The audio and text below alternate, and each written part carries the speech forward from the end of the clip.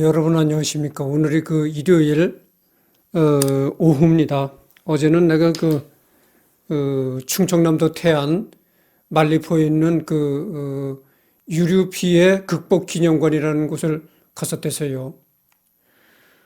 언젠가 그 태안 지방에 유류를 가득 실은 배가 어, 지나가다가 유류 탱크가 파손이 되잖아요. 그래가지고 원유가 흘러나와가지고 그 원유가 그 안면도 앞바다를 다, 안면도가 아니라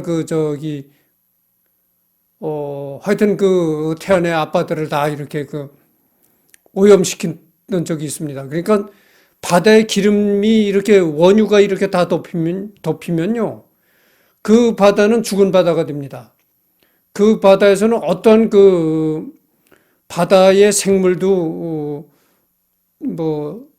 이렇게 얻을 수가 없고, 그러니까 어민들도 피해가 있고, 또 거기다가 관광객들도 오지 않고, 그렇게 되니까 그 피해액이란 건 이루 말할 수가 없죠.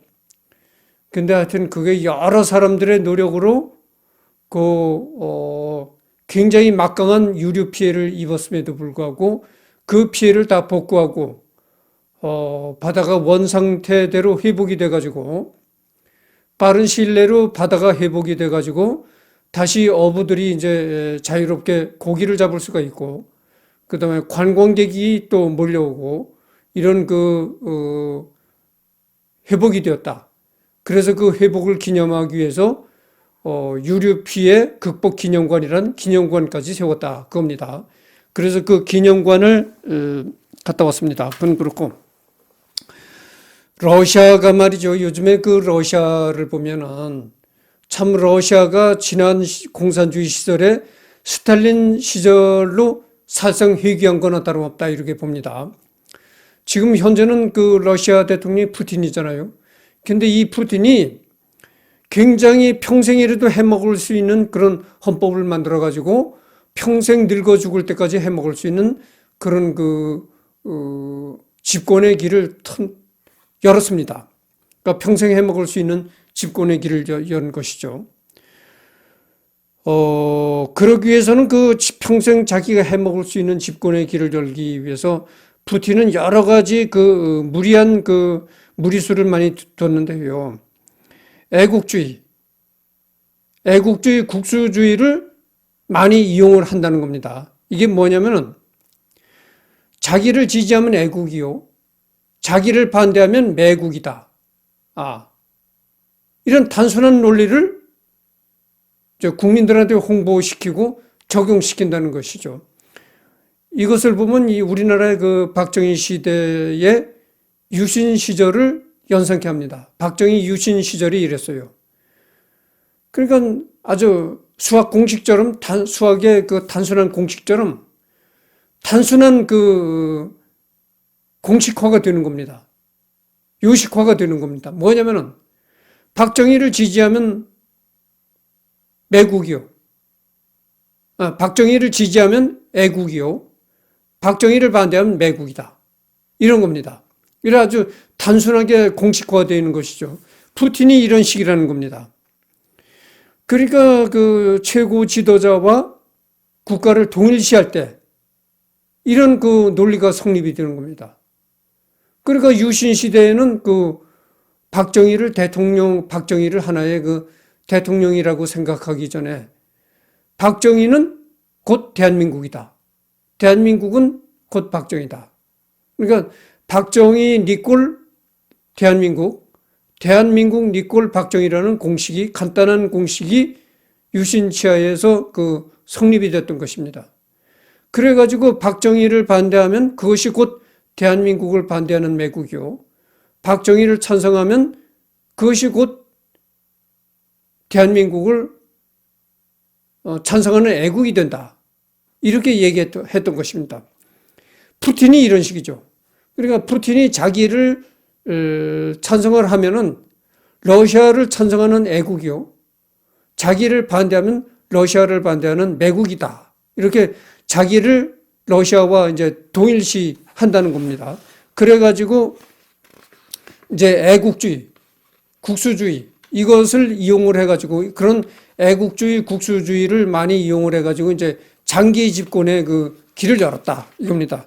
그러니까 자기를 반대하면 매국이요, 자기를 찬성하면 애국이라는데 애국하기 위해서는 푸틴을 지지해야 될 것 아닙니까? 그러니까 평생이라도 해먹어라 이렇게 이제 지지를 할 수밖에 없는 것이죠. 그 푸틴을 반대하면 그것이 곧 매국이 돼버리니까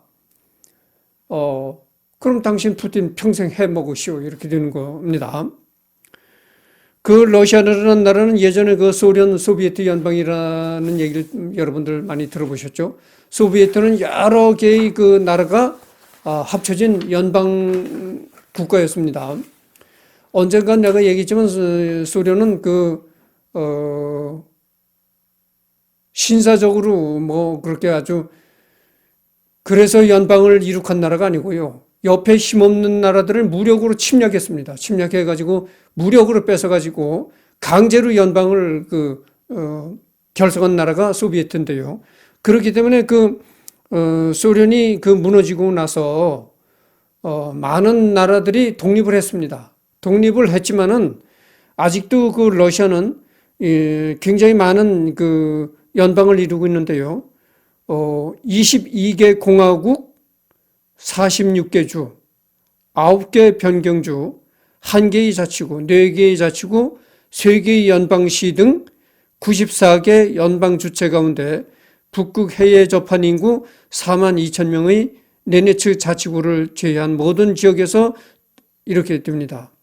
그러니까 러시아는 22개 공화국이 모여서 지금 러시아 연방을 이룩하고 있다는 겁니다. 22개, 22개의 작은 나라들이 합쳐서 이제 러시아 연방을 이룩하고 있다는 겁니다. 그러니까 러시아가 대국 아니겠어요. 그런데 하여튼 그래서 푸틴은 말이죠. 그렇고 푸틴은 상당히 공포 정치를 지금 단행하고 있습니다. 자기를 반대하면 소련의 비밀 정보 요원들한테 쥐도 새도 모르게 이제 어딘가 끌려가서 죽고 쥐도 새도 모르게 죽는 것이죠. 그런 공포 통치를 지금 하고 있는데 그러니까 푸틴을 누가 반대하겠습니까? 그러니까 지지율이 그렇게 평생 해먹겠다고 해도 지지율이 변함없는 지지율이 나오는 겁니다. 그래서 지금 소련의 스탈린이가 그렇게 공포 통치를 하잖아요. 스탈린이가 자기를 반대하는 정치 반대파들을 모조리 잡아다가 쥐도 새도 모르게 죽이고 이 스탈린의 손에 의해서 죽어간 정적들이 얼마나 많습니까? 그렇게 이제 푸틴이 그렇게 한다는 것이죠. 그래가지고 러시아는 형식상으로는 국민이 대통령을 선출하는 민주 형태의 국가지만은 그런 실질적인 내막은 독재를 행하고 있고 공포 통치를 행하고 있고 과거 스탈린이 울고 갈 만큼 굉장한 푸틴 독재 체제를 구축하고 있다 이런 얘기입니다. 그래서 참 이 러시아가 참 공산주의를 하다가 오랜만에 공산주의를 탈피하고 이렇게 민주국가가 형식적으로는 민주국가가 됐지만은 형식적으로는 국민이 선거를 해서 대통령을 선출하는 민주국가가 됐지만은 그것은 민주라는 건 허울 뿐이고 형식적인 것 뿐이고 실제 사실상은 아직도 러시아가 예전에 스탈린 시대를 아직도 벗어나지 못하고 있다 이런 얘기입니다.